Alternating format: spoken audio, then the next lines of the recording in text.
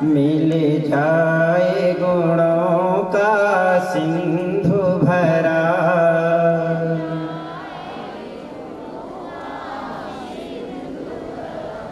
मिल जाए गुणों का सिंधु भरा,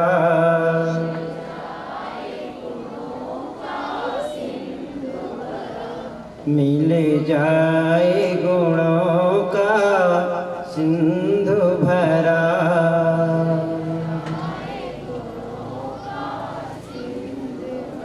बोले अनंतानंद सत्य परमेश्वरी भगवानी की, 24 तीर्थंकर भगवानी की, पंच परमेश्वरी भगवानी की, आदि ब्रह्मा आदिनाथ भगवानी की, चमत्कारी बाबा चंदाप्रभु भगवानी की, शांति प्रदाता शांतिनाथ भगवानी की, गिरनारी वाले बाबा नेमिनाथ भगवानी की, चैतन्य चमत्कारी मूल नायक पार्श्वनाथ भगवानी की, शासन नायक भगवान महावीर स्वामी की, द्वादशांग जनवाणी माता की, गुरु ज्ञानी गुरु ध्यानी,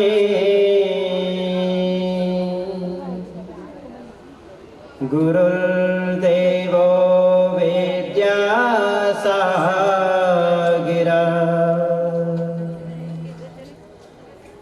गुरु साक्षात् परमात्मा,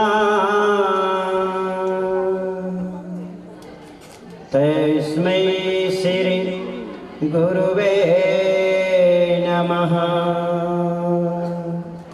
तस्मै श्री गुरुवे नमः, तस्मै श्री गुरुवे नमः।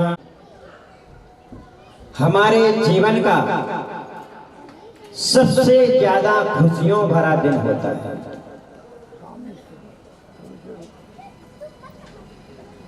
क्योंकि जब भगवान का जन्म होता है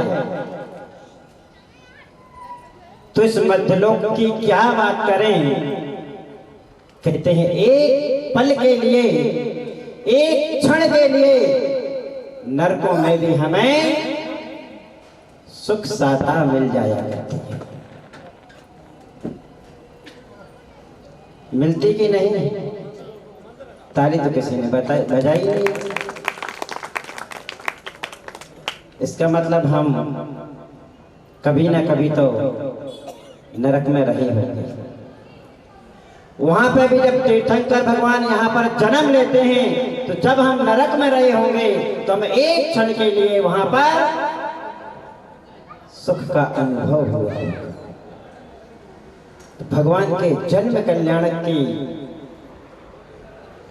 खुशियों की बेला में कहते हैं अपने जीवन भर के जितने भी सुख के क्षण हैं उनमें सबसे सर्वश्रेष्ठ क्षण माने जाते हैं। तीर्थंकर भगवान की मैं क्या बात करूं। सांसारिक जीवन में भी यदि कोई जन्म लेता है तो उस समय परिवार में जितनी खुशियां होती हैं उतनी खुशियां पूरे जीवन में नहीं होती। क्या जब किसी बच्चे का 9 महीने से इंतजार करते करते और वह पल सामने आता है तो संसार की सारे दुख दर्द दूर हो जाएगा। आज भगवान के जन्म कल्याणक के शुभ अवसर पर आपने बहुत सारी सुबह बधाइयां यहाँ पर की, लेकिन फिर भी बधाइयां कम पड़ गई। समय कम पड़ गया, आपको इतना समय नहीं मिल पाया कि आप उस खुशी का पूर्ण रूप से इजहार कर सके। और भगवान का जब जन्म होता है तो कहते हैं 12 योजन की दूरी तक खुशबू सुगंध फैल जाती है, क्योंकि भगवान का जैसे ही जन्म होता है उनके सर्वांग से खुशबू निकलने लगती है और उस खुशबू का रसा स्वादन सची इंद्राणी भी करती है। सुबह आपने देखा जब सची इंद्राणी भगवान का दर्शन कर रही थी तो सौधर्मेंद्र कितनी आवाजें लगा रहे थे, लेकिन एक भी आवाज कान के अंदर नहीं जा रही, मानो कानों में ताला लग गया हो। ऐसे ही लग रहा था ना, जैसे सची इंद्राणी के कानों में किसी ने ताला लगा दिया हो, बाहर की कोई भी आवाज अंदर नहीं जा रही थी। कितनी कितनी आवाजें सौधर्मेंद्र ने लगाई, लेकिन वो दर्शन करने में इतनी मदहोश हो गई, भगवान की खुशबू से इतनी आनंदित हो गई कि उसको कुछ पता ही नहीं चल रहा था कि मैं कहाँ हूं और मेरे पीछे कौन है। आप भी भगवान के दर्शन करते हैं। वैसे भी हमारे जैन धर्म में जैनियों की पहचान के 3 चिन्ह बताए हैं। कौन कौन से? जैनियों की पहचान के 3 चिन्ह कौन कौन से?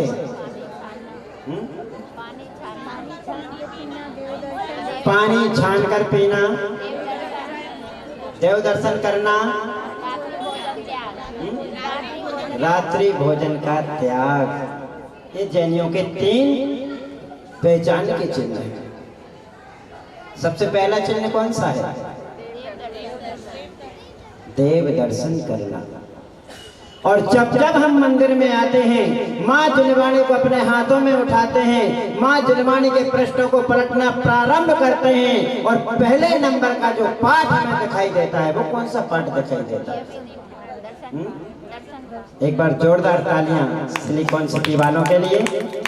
सबसे पहले हमें दर्शन पाठ नजर आता है, और उस दर्शन पाठ की प्रथम 2 पंक्तियों में बताया है, दर्शनम देव देवस्य दर्शनम पापिनाशनम दर्शनम स्वर्ग सोपानम दर्शनम मोक्ष साधनम।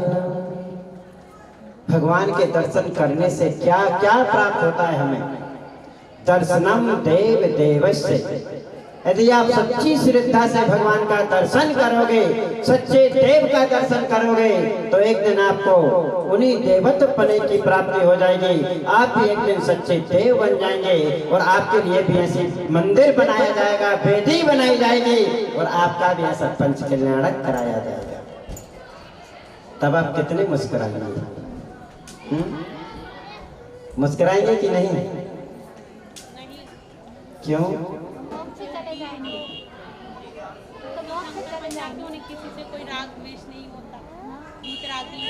तो मुस्कुराते तो है ना, फिर सन्न तो रहते हैं ना, कि दुखी रहते? संभाव में रहते हैं वो, ना दुखी ना फिर सन्न। बहुत अच्छा बताया इंद्राणी जी ने, तालियां बताओ। तो दर्शनम देव देवस्य, भगवान के दर्शन करने से सच्चे देवत्व पने की प्राप्ति होती है। दर्शनम पाप नाशनम, और हमारे समस्त पापों का नाश हो जाता है। और क्या मिलता है दर्शन करने से? क्या मिलता? स्वर्ग मिलता। भगवान के दर्शन करने से स्वर्ग नहीं मिलता, बल्कि स्वर्ग से बढ़कर उसका सोपान इस धरा पर मिलता है। हमें स्वर्ग में जाने की भी आवश्यकता नहीं पड़ती, स्वर्ग से बढ़कर सोपान हमें यहाँ मिल जाता है। और क्या मिलता है?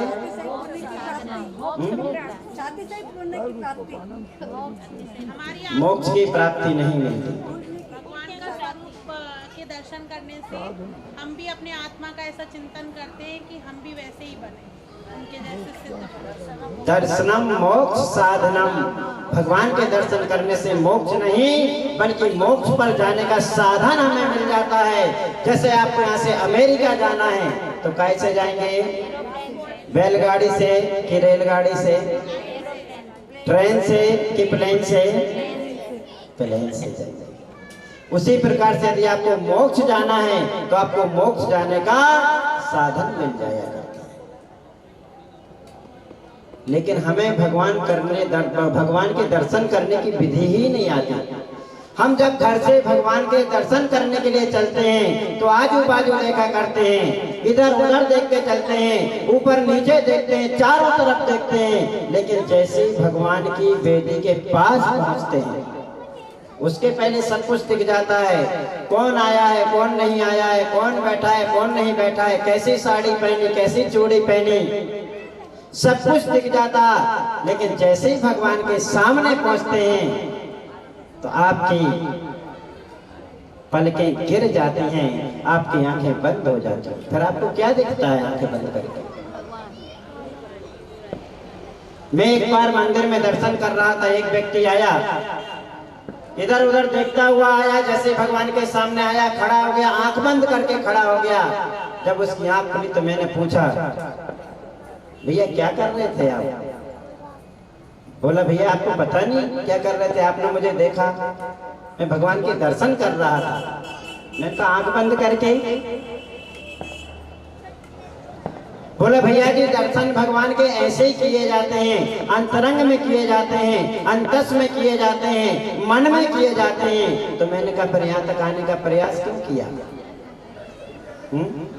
इतना कष्ट क्यों किया आपने? क्या आपका अंतर्मन घर में नहीं था? क्या अंतरात्मा घर में नहीं थी? सब कुछ घर में था। तो आचार्य परमेष्ठी कहते हैं कि जब भी भगवान के दर्शन करने जाओ तो आंखें खोल के दर्शन करना चाहिए। कैसे करना चाहिए?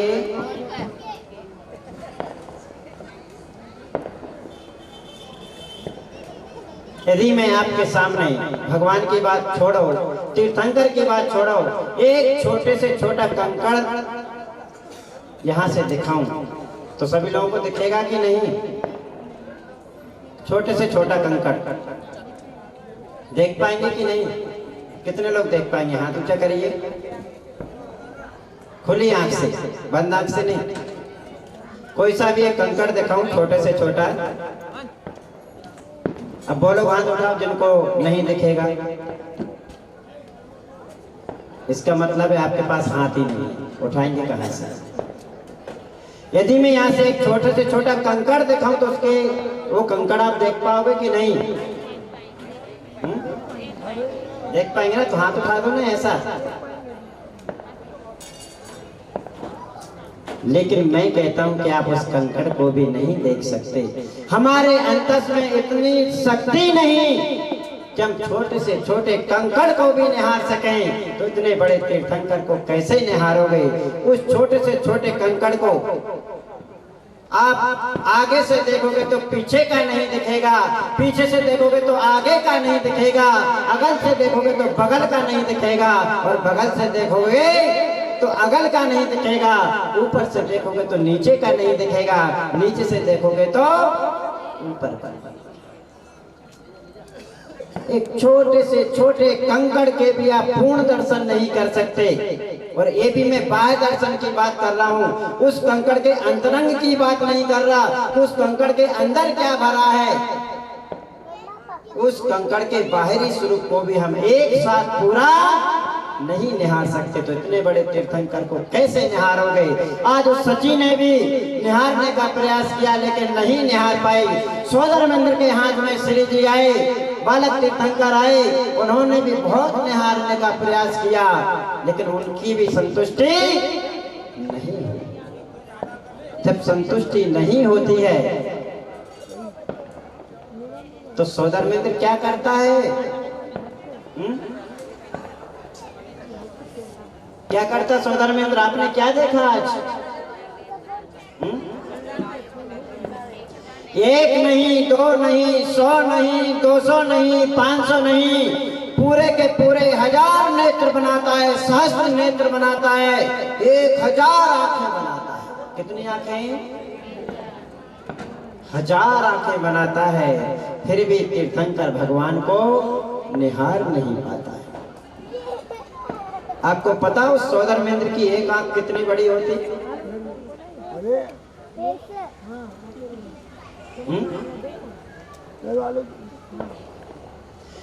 जब बालक तीर्थंकर को सोदरमेंद्र निहार नहीं पाते तो सची इंद्राणी कहते हैं कि समय मत गमाओ, बालक को सुमेरु पर्वत पर ले जाओ और पांडुशिला पर ले जाकर के उनका अभिषेक करो। तब सौदामिंद्र बालक तीर्थंकर को अपने दृश्य अधूरा छोड़ करके और बालक तीर्थंकर को सुमेरु पर्वत पर ले जाते हैं और उनका अभिषेक कराते हैं। कितने कलशों से? 1008 कलशों से भगवान का अभिषेक कराते हैं। मैं आपसे पूछना चाहता हूं, वो एक कलश कितना बड़ा होता है? गलत आंसर, 9 बार नकार मंत्र पढ़िए।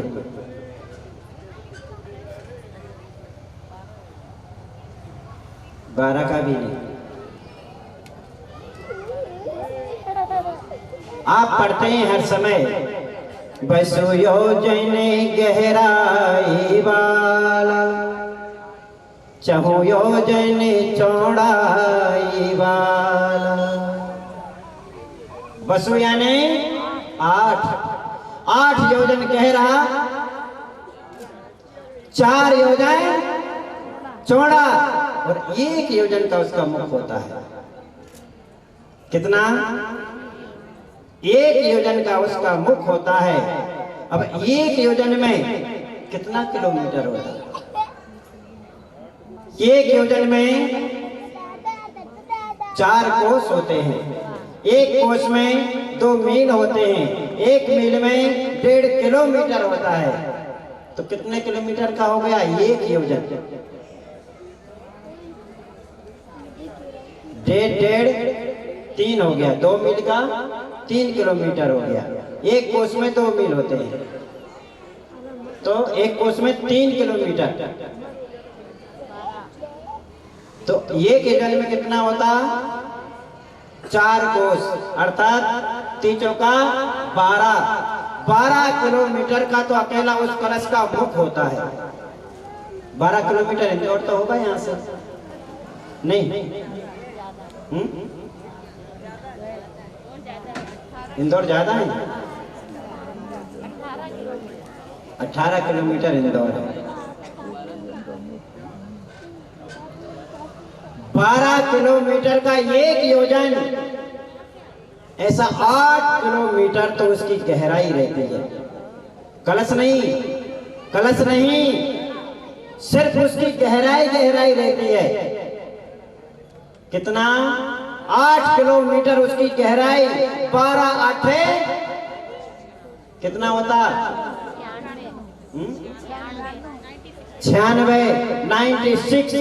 96 किलोमीटर सिर्फ गहराई। और 96 किलोमीटर की गहराई वाला जल यदि किसी पात्र में भरा जाए तो वो पात्र भी कुछ किलोमीटर की परिधि में बना हुआ होता होगा। अर्थात ये मान लीजिए कि कम से कम 108 किलोमीटर का कलश होता है। ताली तो बजा दिया करो बीच में। ताली बजाने के बहुत सारे फायदे होते हैं। यदि कोई सहेली आपके कंधे से टिक करके सो रही होती है तो जाग जाती है और आप उसको जगाने में पुण्य कमा लिया करते हैं। कहते हैं धर्म सभा में सुलाना नहीं, जगाते रहना चाहिए। ये मान लीजिए 108 किलोमीटर का वो कलश हुआ होता होगा।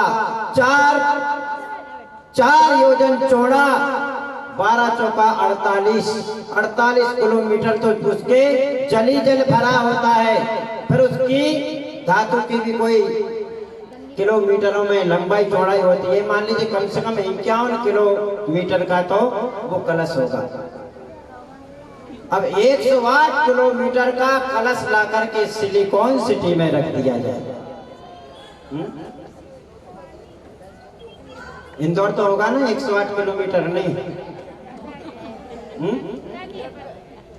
इंदौर पार हो जाएगा पूरा।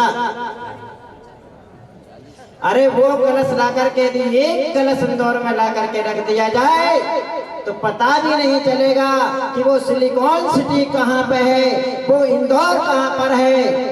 आप उस इंदौर नगर को, इतने बड़े महानगर को ढूंढते रह जाएंगे। यहाँ से 108 किलोमीटर क्या है? 108 किलोमीटर आसपास उज्जैन है, देवास भी पार।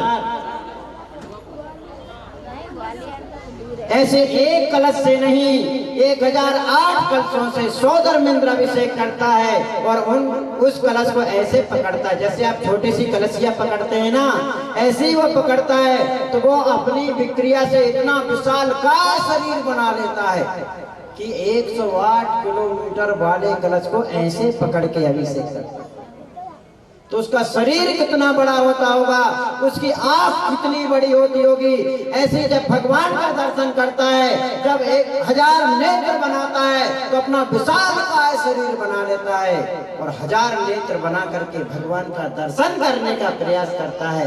यदि वो सौदर्मिंद्र की एक आंख भी ला करके यहाँ रख दी जाए तो आपको सिर्फ काली काली पुतली नजर आएगी और कुछ भी नजर नहीं आएगा। कितनी बड़ी महिमा तीर्थंकर की कि वो सौदर्मिंद्र भी निहारने का प्रयास करता है और किसको, अरिहंत को नहीं,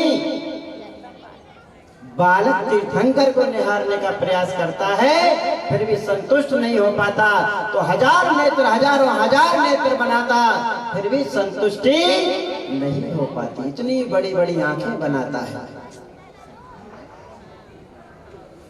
तो भगवान का दर्शन यदि आपको करना है तो सबसे पहले भगवान के गुणों का गुणानुवाद आपको सीखना होगा। क्या सीखना पड़ेगा? भगवान कैसे हैं, उनका जन्म हुआ तो कितने अतिशय सहित हुआ, उनका शरीर कैसा है, आड़ा टेढ़ा रहता है कि सुडौल रहता है, उनके शरीर का खून कैसा रहता है, उनके तन से दुर्गंध निकलती है कि सुगंध निकलती है।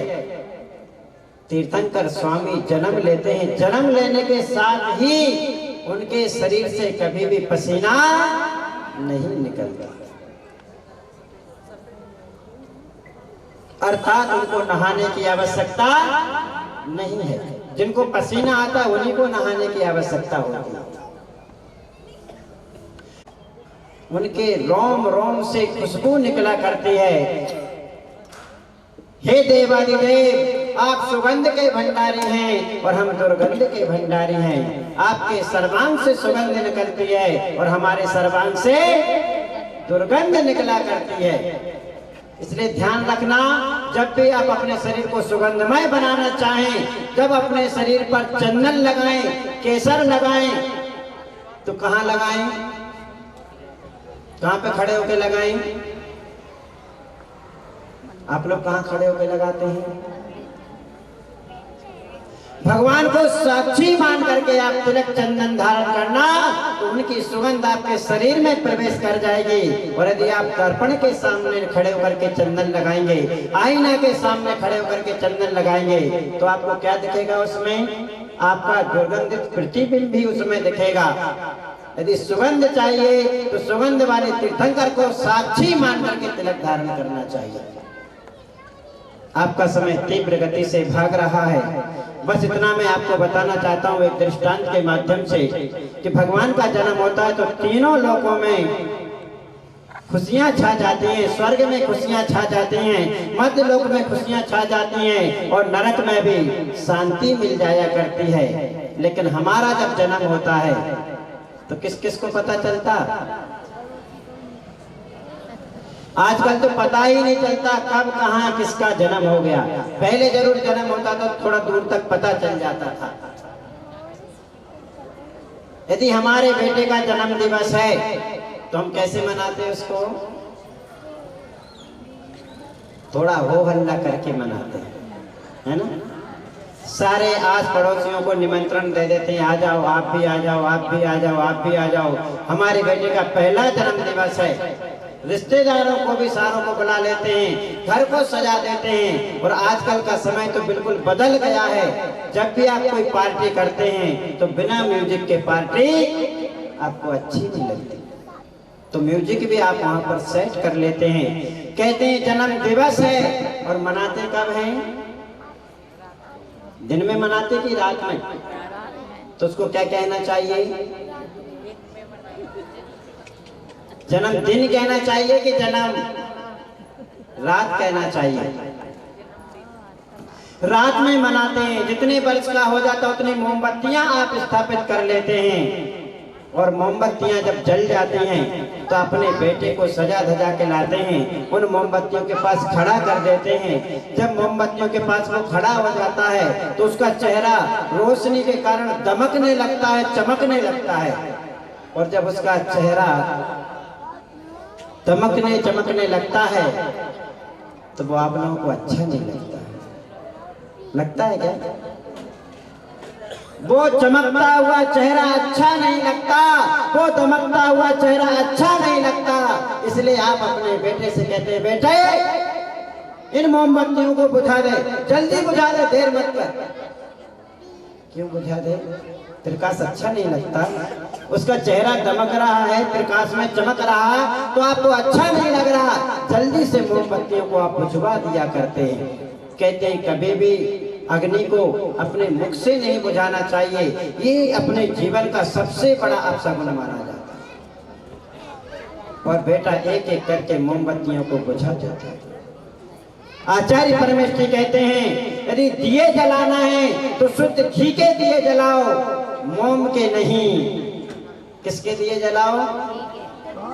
मोम के नहीं, ओम के दिए जलाओ। किसके जलाना?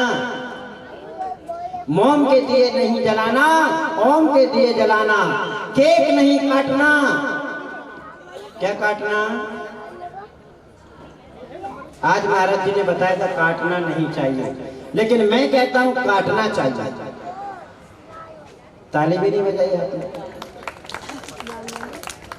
आज महाराज श्री ने बोला था काटना नहीं चाहिए, लेकिन मैं कहता हूं काटना चाहिए, लेकिन केक को नहीं।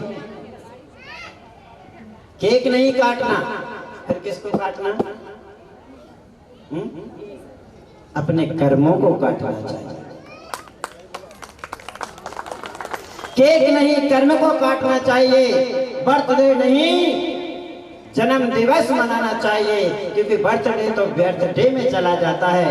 बर्थडे का कोई मतलब नहीं रहता है। जब बर्थडे आता है तो आप रात में मनाते हैं और रात में उस बच्चे की हर ख्वाहिश पूरी करते हैं। बच्चे ने कहा यदि कि मुझे पिक्चर देखना है मम्मी पापा के साथ, तो उस दिन आप लोग मना नहीं करते। करते क्या?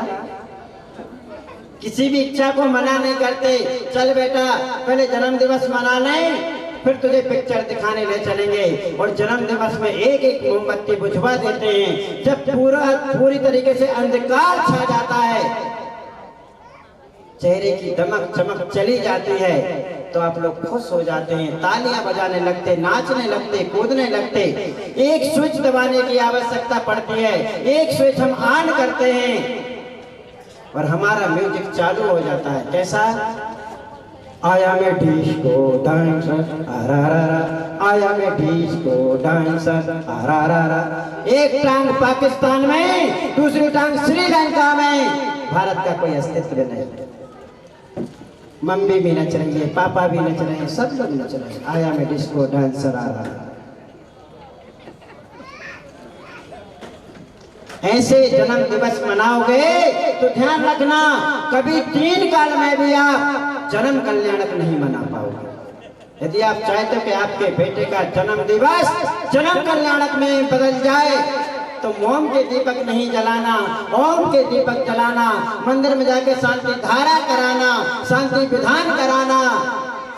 और जब सारे लोग आपके बेटे के जन्म दिवस में आ जाएं, तो उनको आलोचना पाठ सुनाना, भक्तामर सुनाना, ब्रह्मोकार सुनाना, तो वो बेटा भी ऐसा संस्कार हो जाएगा कि इतने पल्लवित हो जाएंगे संस्कार कि एक दिन उसका भी जन्म कल्याण हो सकता है। नहीं करना जन्म कल्याण, कोई ताली भी नहीं बजाएगी।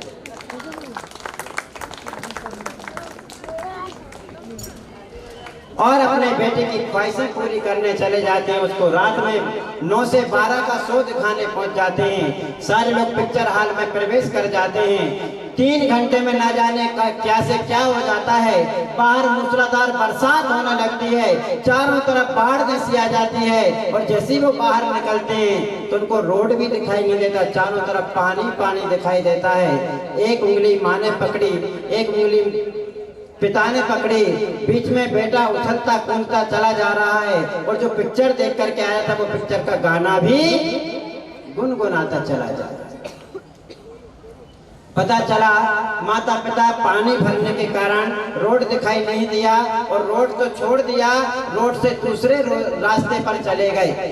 जाते जाते बेटा गाना गुनगुनाता चला जा रहा था, माता पिता भी खुश थे और जाते जाते उसने गाना गुनगुनाया और एक ऐसा स्थान आया जहां पर बेटा गटर में गिर गया। वो तो गाना में मग्न था, गाना गुनगुनाता जा रहा था, माता पिता सुनने में मग्न थे। वो अपने दिमाग में गाना टाकिस से लेकर के आया, पूरा का पूरा वैसा ही गाता चला जा रहा था। क्या गा रहा था? वो महबूबा महबूबा महबूबा महबूबा महबूबा महबूबा। और जाते जाते रोड छोड़ दिया, गटर की लाइन में चले गए। जैसे ही गटर बीच बच्चे के बीच में पड़ा कि माँ की पिता की दोनों की उंगलियां छूट गई, बच्चा गटर में गिर गया। बच्चा बार बार चिल्ला रहा है, महबूबा महबूबा महबूबा महबूबा महबूबा महबूबा। माता पिता महबूबा महबूबा महबूबा महबूबा। उस जन्मदिन को माता पिता ने उस बेटे की जन्म रात में बदल दिया। जन्म रात क्या, मृत्यु रात में बदल दिया। तो यदि अपने जीवन को सार्थक बनाना है तो मंदिर में आकर के ओम की दीप जलाना, शांति विधान करना, शांति धारा कराना और अपना और अपने बेटे का, अपने परिवार का जीवन सफल कर लेना और एक दिन उस जन्म दिवस को जन्म कल्याणक में बदल देना। इसी भावना के साथ मैं अपनी वाणी को विराम लेता हूँ, क्योंकि अभी बहुत अच्छा यहाँ पर कार्यक्रम होना है। तो चक्रेश भाई आ जाए और अपनी तैयारी। नमोकारा है जी इतना प्यारा, है जी इतना प्यारा, जिसने भी जाप किया भव से पार उतारा। नमो हरिहंताणम नमो सिद्धाणम नमो आर्याणम नमो वज्रायाणम नमो लोय सव साहुणम।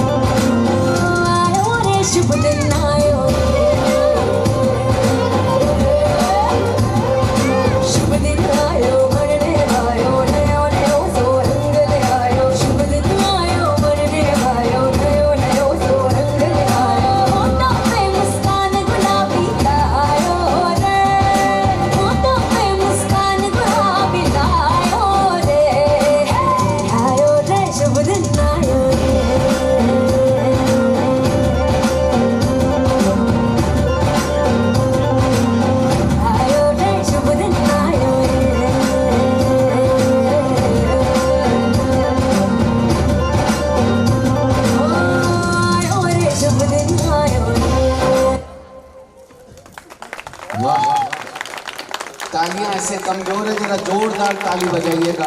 कि माँ आपको रोना है प्रसंग आए जब, माँ का अंतर्मन सोए हुई फूट पड़ा। खुशी भी थी और दुख भी था जब तीर्थंकर प्रभु आदिनाथ बन जाने लगे। माँ को खुशी बहुत थी, हमारी पावन कुच्ची में साक्षात तीर्थंकर प्रभु का आगमन हुआ। वाह, धन्य हो गई मैं। और थोड़ा सा दुख इस बात का था कि माँ के हाथों से बनाया उन्होंने अन्न का दाना भी ग्रहण नहीं किया।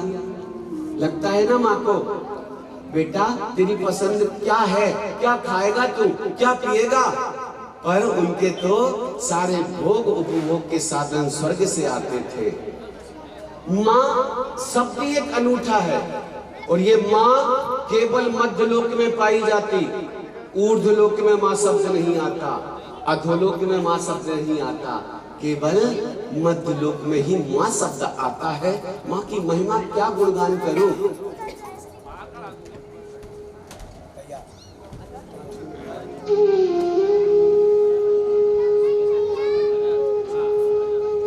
माँ का महत्व एक कविता के माध्यम से आपको बताते हैं। प्रसंग ही ऐसा चल पड़ा। माँ अपने बच्चों को पालती पोसती। एक बार पिताजी आप भी खड़े हो जाओ। बंधुओं, हमने मंदिर का निर्माण कर लिया। अब सच्चाई बिल्कुल आपको बता रहा हूँ, हमने मंदिर का निर्माण कर लिया। हम अपने घर को बहुत खूबसूरत तैयार करते हैं, बनाते हैं, कई कमरे निकालते हैं। ओ दीदियों, वाह, ओ दीदियों, मोबाइल वाली दीदी, I don't like this look. बिल्कुल चुप बैठो, मोबाइल पीछे रख दो। सुनो, आपके मतलब की बात कर रहा हूँ। मंदिर बना लो, मकान बना लो, पर मेरे बहुओं, मेरी माताओं, बहनों, कुबेर जी, अपने घर में एक कमरा और बनाना, छोटा सा कमरा हो, जिस कमरे में माता पिता को प्रातः काल कुर्सी पर बिठाल कर चरण प्रक्षालन करना, माता पिता की आरती उतारना और माता पिता को एक अर्घ समर्पित करना, पूरा जीवन धन्य होगा। वह दिन पूरा तुम्हारा पवित्र होगा, पावन पुनीत होगा, मंगलकारी होगा। सर्वप्रथम माता पिता की, जिन्होंने हमें पाला पोसा बड़ा किया, यहाँ से हम पूजा प्रारंभ करेंगे, हमारा जीवन पूज्य बन जाएगा। एक बार ताली बजाओ माता पिता के लिए। कहा गया, आज जैसी हम माँ बाप की सेवा करेंगे, वैसे ही सेवा हमारे बच्चे देखकर करेंगे।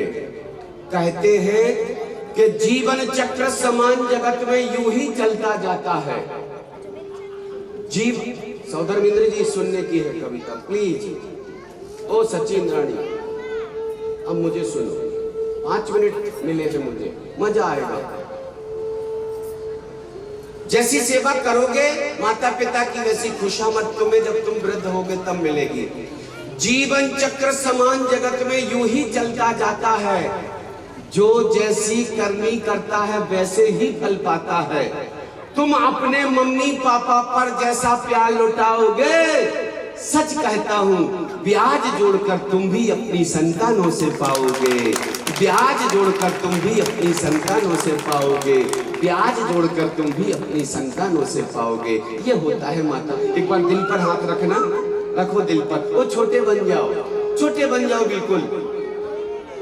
कैसे कैसे ख्यालों में खो जाते थे हम जब हम छोटे थे, आज हम बड़े बन गए, कितना अंतर आ गया। कैसे कैसे ख्यालों में खो जाते थे हम। माँ बाप डांट भी देते थे तो रो जाते थे हम। आजकल तो नींद की गोलियां खाकर भी नींद नहीं आती। पहले तो माँ बाप की थपकी में ही सो जाते थे हम। पहले तो माँ बाप की थपकी में ही सो जाते थे हम। आइए वो कविता आपको सुनाते हैं, विराजमान होइएगा। और कविता यदि दिल को छू जाए तो आकर एक बार शाबाशी दे जाना, कह जाना, वाह क्या लिखा है आपने। प्लीज संगीत रोक दीजिएगा, सुनते हैं हम उस कविता को। मैंने कहा मैं 5 मिनट का नाटक आपको दिखा रहा हूँ, सुना रहा हूँ। बिल्कुल से एक माँ तो 6 बच्चों को पाल लेती है, उन्हें उनके पैरों पर खड़ा कर देती है, पर धिक्कार है, आजकल 6 बच्चे मिलकर एक माँ को नहीं पाल पाते, तब जाकर ये नाटक लिखना पड़ा। माँ की दुआ कभी खाली नहीं जाती, माँ बाप की दुआ कभी खाली नहीं जाती। ये बात तो उस ईश्वर से भी टाली नहीं जाती कि बर्तन मांज कर 6 बच्चों को पाल लेती है एक माँ, पर 6 बच्चों से मिलकर एक माँ पाली नहीं जाती। 6 बच्चों से मिलकर एक माँ पाली नहीं जाती। अब सीन बनाना नाटक का। एक माँ भरी जवानी में विधवा हो गई, छोटी सी संतान, पिता छोड़कर एक्सीडेंट में चला गया। उस माँ ने सोचा जब मेरे स्वामी नहीं तो मेरा जीवन किस काम का। एक पत्थर से सिर को मारने लगी वह माँ। भैया जी इस कविता को सुनना, बहुत अच्छी रचना है। वह पत्थर से मारने लगी अपने सर को, जब स्वामी नहीं तो मैं भी जीवित नहीं रहूंगी।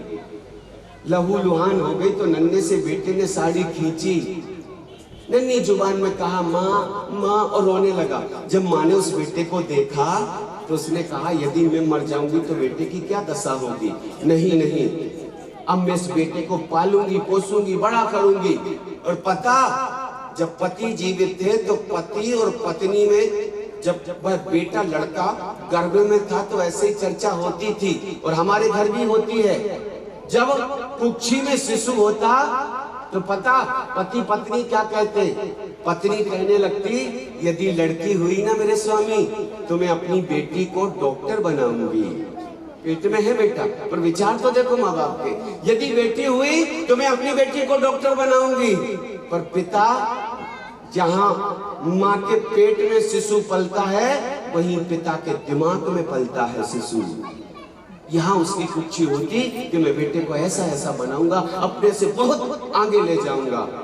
माँ कहने लगी मैं बेटी हुई तो डॉक्टर बनाऊंगी, और पिता बोला यदि लड़का हुआ तो मैं अपने बेटे को कलेक्टर बनाऊंगा, कलेक्टर। ऐसी चर्चा चल रही थी कि बेटा हुआ था, पर भगवान को तो कुछ और ही मंजूर था। पति चला गया, स्वर्गवासी हो गया। यहाँ उस माँ ने प्रतिज्ञा कर ली, मेरे स्वामी ने कहा था बेटे को कलेक्टर बनाना, यदि लड़का हुआ तो मैं बनाऊंगी अपने बेटे को कलेक्टर, चाहे मुझे कुछ भी करना पड़े। घर घर जाती, झाड़ू लगाती, बर्तन मांजती, मेहनत करती, मजदूरी करती, सारी रात सिलाई करती, पैसे इकट्ठे करके इंग्लिश मीडियम में पढ़ाती, बेटे को कलेक्टर बनाऊंगी, कलेक्टर बनाऊंगी। और सचमुच उस राह पर बेटा चल पड़ा। एक गलती कर दी माँ ने, जो हम और आप करते हैं। क्या गलती कर दी? बेटा तू पढ़। कभी नहीं कहा उस बेटे से पहले जिन मंदिर के दर्शन करा, मुनिराज के प्रवचन सुन, बेटा पूजन कर। ये कभी नहीं कहा तू तो पढ़, कोई क्लास चूकनी नहीं चाहिए, तुझे तो विदेश जाना है, कलेक्टर बनना है।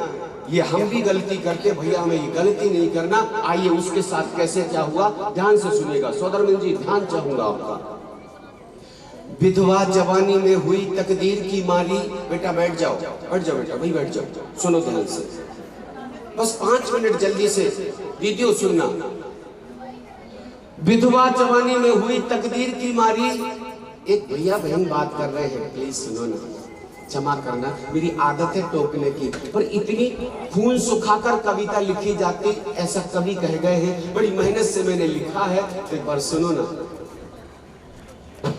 विधवा जवानी में हुई तकदीर की मारी, सुखवती नाम था थी गांव की नारी। लोग कहते थे मुकद्दर है नहीं अच्छा, गोद में उसके दिया भगवान ने बच्चा, बड़ा कलेजे के उसे अत्यंत प्यारा था, वही विधवा के जीने का सहारा था। देख लेती थी उसे प्रसन्न होती थी, उसके लिए सूखा करे गीले में सोती थी, कांपती सर्दी में आंचल से उसे ढकती, भूख से रहती बचा के लाल को रखती, उठकर सुबह बेटे को वह आशीष देती थी, भावनाएं देख कर वह गीत देती थी, सोचती थी पुत्र वह पैरों खड़ा होकर, सुख हमें देगा मेरा बेटा बड़ा होकर। साधना सच्ची, इरादा सत्य कट्टर था, माँ की दुआओं से बना बेटा कलेक्टर था। तालियां कमजोर है। माँ की साधना सच्ची, इरादा सत्य कट्टर था, माँ की दुआओं से बना बेटा कलेक्टर था। मंजिल उसे जब मिल गई शादी रचाई थी, पत्नी बड़ी ही खूबसूरत घर में मेम आई थी, रूप का झूला मिला तो झूल बैठा था, माँ के पुराने सारे कष्ट बेटा भूल बैठा था। पत्नी के रूप में रूप का झूला मिला तो झूल बैठा था, माँ के पुराने सारे कष्ट भूल बैठा था। मोनी यौवन की खुशी से छेड़ती कैसे, आधुनिक बहू बूढ़ी सास को झेलती कैसे। लड़की बड़े घर की नवाबी छांटती रहती, ठोकर निकलती थी हमेशा डांटती रहती। चैन बत्ती बुझ गई थी रोज का झगड़ा, नित नई नई बात पर होने लगा झगड़ा।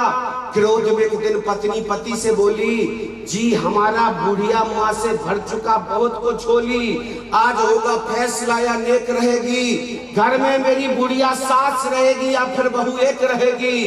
पत्नी रुआसी देखकर ओठों पे डाली थी, धक्का लगा बेटे ने माँ घर से निकाली थी। धक्का लगा बेटे ने माँ घर से निकाली थी। काबिल बनाया था जिसे 25 साल में, धक्का लगाया था उसी ने वृद्ध हाल में। शरीर में ना दम रहा ना फुर्ती में चाल में, वह माँ जाकर नौकरी करने लगी थी अस्पताल में। वह माँ जाकर झाड़ू पोछा की नौकरी करने लगी थी अस्पताल में।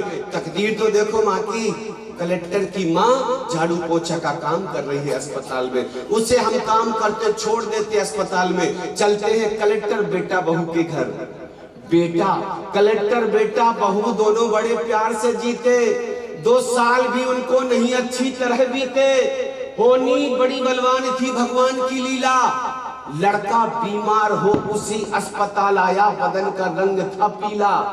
देखकर दूर से माँ हैरान दंग थी, बाजुए थामे खड़ी बीबी भी संग थी। विधि का विधान है तभी माँ का हृदय बोला, जांच कलेक्टर लड़के की हुई तो डॉक्टर बोला, लगता है ये साहब रोज ही पीते शराब है, इनकी दवा होगी नहीं दोनों गुर्दे खराब है। लगता है यह साहब रोज ही पीते शराब है, इनकी दवा होगी नहीं दोनों गुर्दे खराब है। मौत से रिश्ता करे बदले में जान दे, ठीक होंगे कलेक्टर साहब जो इन्हें गुर्दे का दान दे। और डॉक्टर पत्नी से बोला, पत है तुम्हारे तो व्यू रचना तुम ही भेदो, सिंदूर की रक्षा करो गुर्दे इन्हें दे दो। मैं बोली लाख क्या खतरा भरा डर है, ये जिए या हम जिए हक तो बराबर है। मार कर हमको अगर इनको बचाएंगे, विश्वास क्या है ये निश्चय ठीक हो ही जाएंगे। झेलना है जो हलक सिंदूर जो होगा, होगा वही भगवान को मंजूर जो होगा। मैं बड़े घर की बेटी ऐसा कर नहीं सकती, ये मरे तो मरे मैं मर नहीं सकती। मैं बड़े घर की बेटी ऐसा कर नहीं सकती, ये मरे तो मरे मैं मर नहीं सकती। मैं मर नहीं सकती हूँ दुनिया जाए भाड़ में। माँ सुन रही थी खड़ी पर्दे की आड़ में, माँ सुन रही थी अंदर खड़ी पर्दे की आड़ में। डॉक्टर को कर इशारा ले गई अंदर, भावनाओं का माँ के अंदर उमड़ा एक समुंदर। डॉक्टर के पैर छू रोती हुई बोली, बचा लीजिए डॉक्टर साहब इस मरीज को बचा लीजिए, बचा लीजिए डॉक्टर साहब इस मरीज को बचा लीजिए। डॉक्टर को कर इशारा ले गई अंदर, भावनाओं का माँ के अंदर उमड़ा एक समुंदर। डॉक्टर के पैर छू रोती हुई बोली, आंसुओं को पोंछकर फैला रही झोली, एहसान मानूंगी बड़ा तुम देखभाल लो, मैं खुशी से दे रही दोनों गुर्दे निकाल लो। मैं खुशी से दे रही दोनों गुर्दे निकाल लो। डॉक्टर सुनकर बड़ा स्तब्ध मौन था, पूछने ऐसे लगा लड़का रिश्ते में कौन था। यदि ये अगली पंक्ति दिल को खटाक से छू जाए तो अब एक बार उस माँ के सम्मान में ताली बजा देना जिस माँ ने ये बात कही। अगली बात, डॉक्टर को कर इशारा ले गई अंदर, भावनाओं का माँ के अंदर उमड़ा एक समुंदर। डॉक्टर के पैर छू रोती हुई बोली, आंसुओं को पोंछकर फैला रही झोली, एहसान मानूंगी बड़ा तुम देखभाल लो, मैं खुशी से दे रही गुर्दे निकाल लो। डॉक्टर सुनकर बड़ा स्तब्ध मौन था, पूछने से लगा लड़का रिश्ते में कौन था। गैर कोई इस तरह मर नहीं सकता, माँ के सिवाय काम कोई कर नहीं सकता।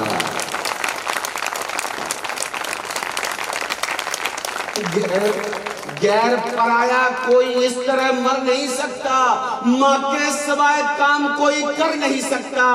निश्चय तुम्हारा पुत्र था, लड़का जो आया था, माँ ने तभी किस्सा पुराना कह सुनाया था।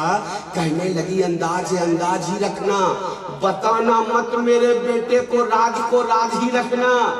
दोनों गुड़ दे दिए, हंसकर वेदना मौन झेली थी। जिंदगी माँ ने बेटे को देकर खुशी से मौत ले ली थी।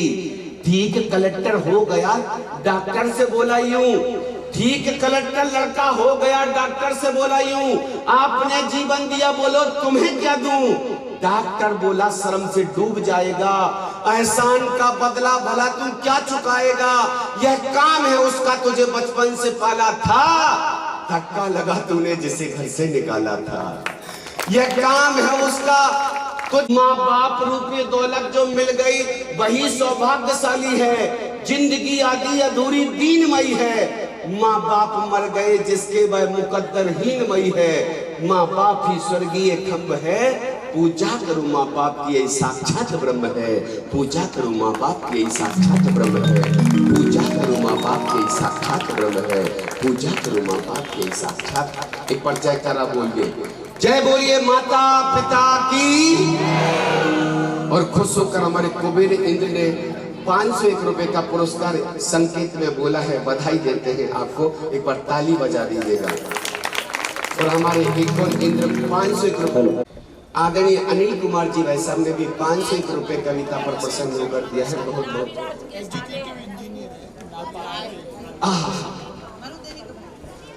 माँ मरु देवी की पिताश्री ने और 500 रुपए हमारे भैया सामने दिए हैं। एक बार नाम बताइए। महेंद्र ने भी 501 रुपए का पुरस्कार दिया है। और नगद 501 रुपए का पुरस्कार हमारे पिताजी महाराज नाभी राय ने दिया। कविता की पहचान होती है, परख होती है। बधाई देते हैं आपको। आए चलते हैं भरत और बाहुबली का वह सुंदर आपके अनुज छोटे भाई को, बाहुबली को पोदनपुर का राज्य दिया। आए इनकी वैवाहिक क्रिया को हम देखते हैं। पाणिग्रह संस्कार जो आदिनाथ के विवाह से परंपरा प्रसारित हुई विवाह की, उस विवाह को हम आगे लेकर चलते। और कैसे सुभद्रा, देखो विवाह तो अनेक रानियों से होगा, पर विशेष हम एक ही विवाह दिखाएंगे। एक पटरानी के साथ सुभद्रा नाम। जय हो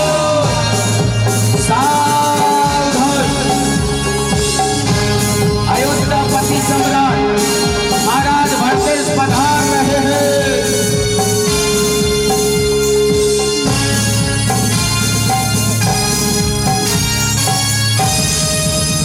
अरे आप लोग भी आओ ना, आप लोग सभी आ जाओ।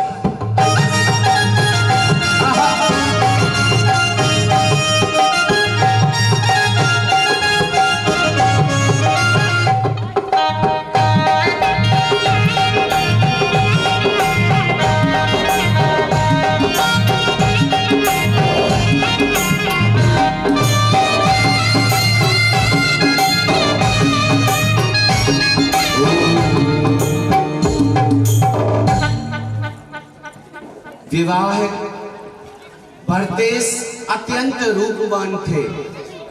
500 धनुष की जिनकी काया थी, वज्र शरीरी। अरे आप लोग अंदर मत जाओ ना, यही लो, आपकी तो शोभा हो हमारे मंडप की। वज्र शरीरी थे, चरम शरीरी थे, सलाका पुरुष थे, तीर्थंकर के पुत्र थे। जो भी देखे देखता रह जाए। आपके रूप सौंदर्य को बलिष्ठ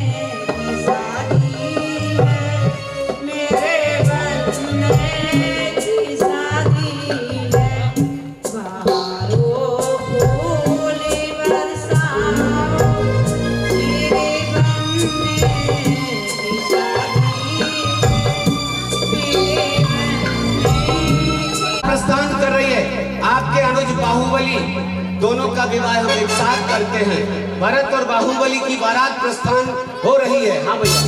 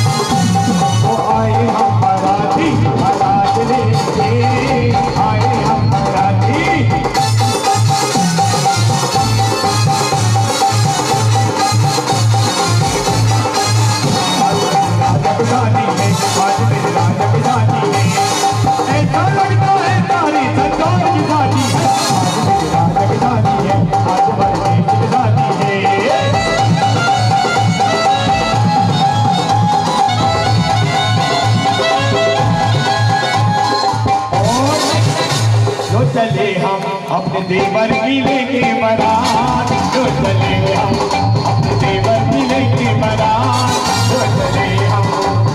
कोई बैंड है कोई बाजा, कोई बैंड है कोई बाजा, हम सब करके बाराती जो चले हम। भैया वही रुकना, आप लोग अभी रुकना। आओ हम क्यों ना कन्या पक्ष का भी थोड़ा सा ध्यान रखें। भैया आज बनेंगे किसके भैया,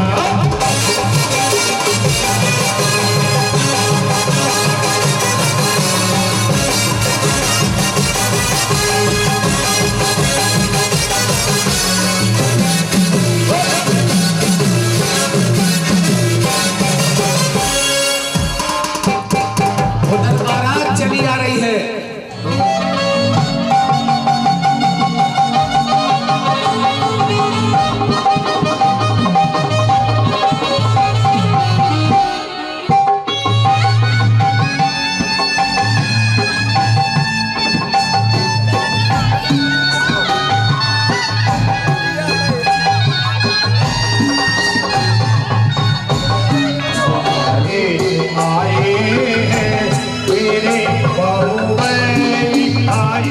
हरिहंतो भगवंत इंद्र मेहता सिद्धार्थ सिद्धीश्वरा आचार्य अजन शास्त्रोन्नति कला पूजा उपाध्याय का श्री सिद्धांत सुपाठ का गुणबरा रत्नात्रय राधिका पंचायते परमेश्वरा प्रतिदिनम कुर्वन्तु ते मंगलम।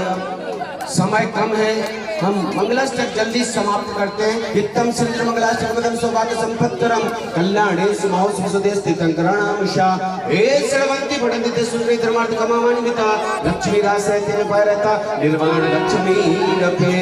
आए पन्ना दूल्हे राजा प्रवेश करे मंडप की ओर। हाँ भैया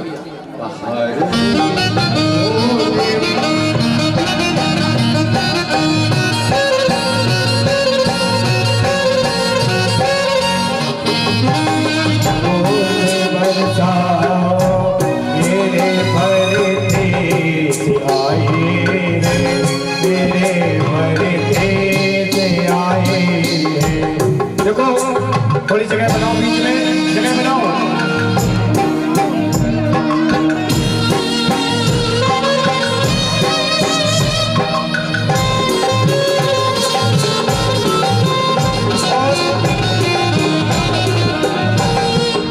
और देखिए वरमाला ऐसे वरमाला दे के आ रही है। पहनाने को वरमाला पहनाने, धीरे धीरे धीरे धीरे चली लाडली साजनवा को पाने को वरमाला पहनाने को वरमाला पहनाने। हमारे चक्रवर्ती भरत लंबे थे और महारानी छोटी थी रानी, तो क्या करें, झुके जइयो तनके भरे थे लली मोरी छोटी सी, झुके जइयो तनके भरे थे लली मोरी छोटी सी।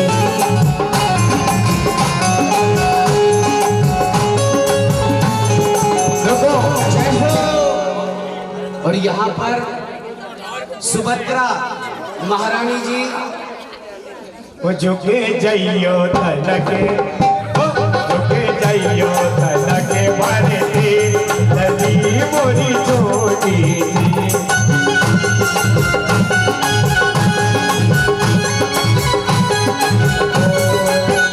और यहाँ सुभद्रा वरमाला डाल रही है, मंद मंद मुस्कुरा रही है।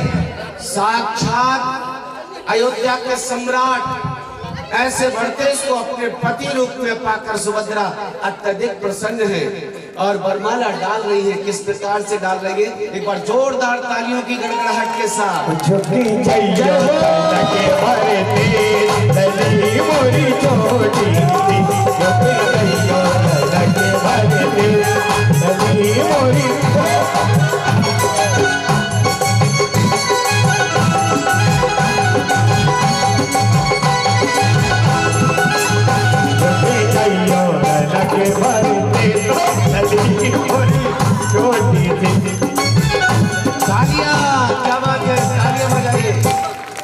यहाँ देखो तालियों में कम जो, एक तो आप लोग ऐसा घेरा बना लेते हो, देख ही नहीं पा रहे, बिल्कुल ऐसे घेरा चलते जाओ।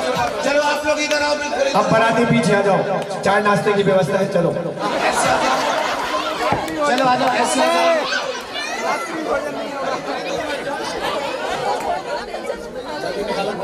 लो अब एक्शन पोज निकल रहे हैं इनके, जल्दी निकलवा लो एक्शन पोज, जल्दी निकालो भैया, हमारा टाइम हो रहा है।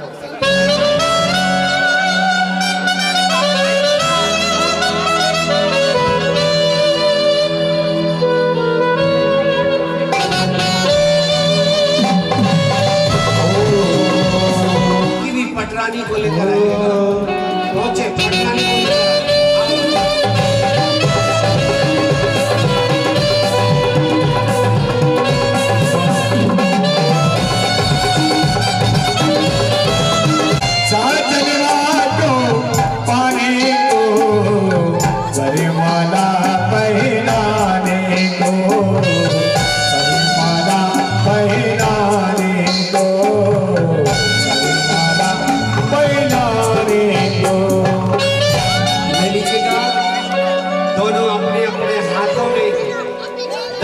लेकर सूत्र बंधन हेतु बरमाला लेकर खड़े हैं। आओ भैया, इनको देखने दो। बाहुबली, पूरे बाहुबली थे, आगे आओ ना भैया, आप लोग पीछे हो, पीछे हो जाओ। अब देखना बरमाला किसकी पहले चलती है। अच्छा है ना, चलिए आ जाइए। ओ झुकी जाइयो, झुकी जाइयो मारा जाऊंगी, लगी वही छोटी सी, झुकी जाइयो दादा के बाहुबली।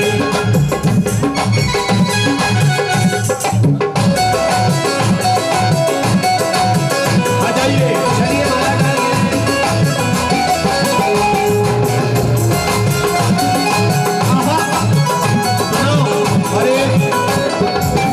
बारातियों का स्वागत उधर है, देखो नाश्ता की स्टाइल लगी। चलो बाराती सब इधर आ जाओ, चलो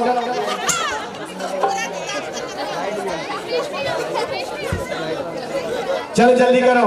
ओ झुकी जाइयो तनके बोली, गली मोरी छोटी सी, झुके झुके जाइयो तनके बाहुबली, गली मेरी। ऐसा तो किसी राजा महाराजा ने शादी में डांस नहीं किया जैसे हमारे बाहुबली कर रहे। तो जो कह जाइयो तनक बाहुबली, लली मोरी छोटी सी, छोटी सी है, छोटी सी है, चलिए सिगता करें भैया, समय पे छोड़ना है। हाँ सिगता करें, अभी आगे भी सिगता करें। डालो बरमाला, डालो डालो, पटरानी की माला डालो। ये बात जो कह जाइयो तनक बाहुबली, लली मोरी छोटी सी। आप डालिएगा तालियों के साथ, आप भी डालो। हेलो, हाँ जी, आवाज खोलो भैया जी ठीक है, माइक की आवाज बढ़ा दो भैया, उस माइक की आवाज बढ़ा दो।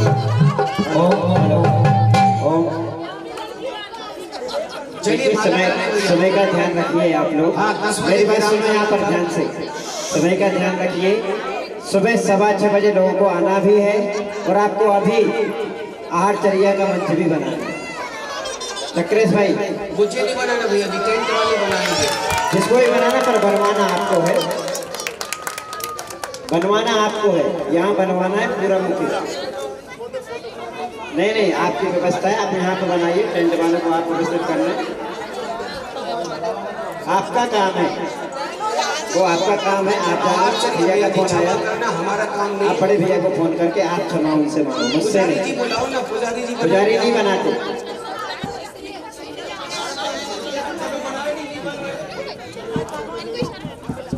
आइए। हाँ भैया, बरमाला हो गई ना, चलो फेरे की तैयारी करिए। आगे हो गए फेरे, 1 2 3 4 5 6 7। आप लोग पीछे चलो, आप लोग पीछे चलो। मैंने सत्तम सत्तारे, जब बजाओ भैया, सत्तम सत्तारे, माई बाप की जानियो, सत्तम सत्तारे, पहली बाहुबली को डांस करते हुए ले जा रहे। अरे पहली बार जब बड़ी सब बच्चन के सामने सत्तम सत्तारे और आपकी जानियां पहली दूसरी तीसरी चौथी पांचवी छठी भूल न जाना। अभी एक माहौल बाकी है, अगर आप अभी आप चाहे तो विवाह तोड़ सकते हो।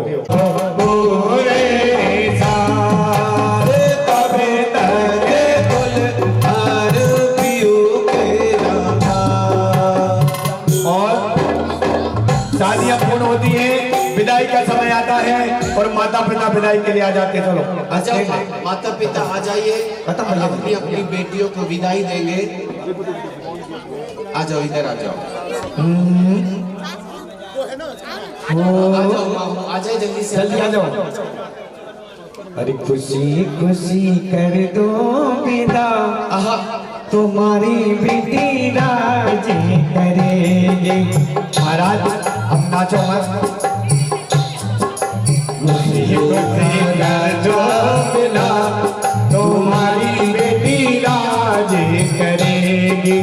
महलों का राजा मिला, तुम्हारी बेटी राजी करेगी। और क्या कर रहे हैं? बाबुल की दुआएं लेती जा, जा तुझको सुखी संसार मिले। मायके की कभी ना या बेटियां दोनों कह रही हैं कि माँ तुमने, अरे अरे अरे अरे सुनो तो, बेटी क्या कर रही है? इधर सुनो, इधर सुनो। इधर बेटी कह रही है माँ मत रो, आपने हमें ऐसे वर चुन कर दिए हैं, साक्षात भगवान स्वरूप है। और क्या कर रही है बेटी? खुशी खुशी कर दो विदा, तुम्हारी बेटी राजी करेगी। खुशी खुशी कर दो विदा, तुम्हारी बेटी राजी करेगी। महलों का राजा मिला, तुम्हारी बेटी राजी करेगी। महलों का राजा मिला, तुम्हारी बेटी राजी करेगी। यहाँ माता पिता क्या कहते हैं कि बेटी तू जा रही है, पर सच तो पूछ मेरे दिल पर क्या बीत रही है। कन्यादान भी करो। बेटी तेरे पापा पर मेरी बेटी क्या बीतेगी। कलेजे के टुकड़े को चक्रेश भाई रह रह के भुलाना है। कलेजे के टुकड़े को रह रह के भुलाना होगा। ताली बजाओ। और विदाई हो रही है, जा रहे हैं। एक अयोध्या तो एक बोधनपुर के लिए विहार कर रहे हैं, जाइएगा, पधारिए। सचमुच के आंसू निकल आए, बधाई हो। नाटक हो तो ऐसा। अरे संभालो, परदेश की महारानी पटरानी को संभालिए।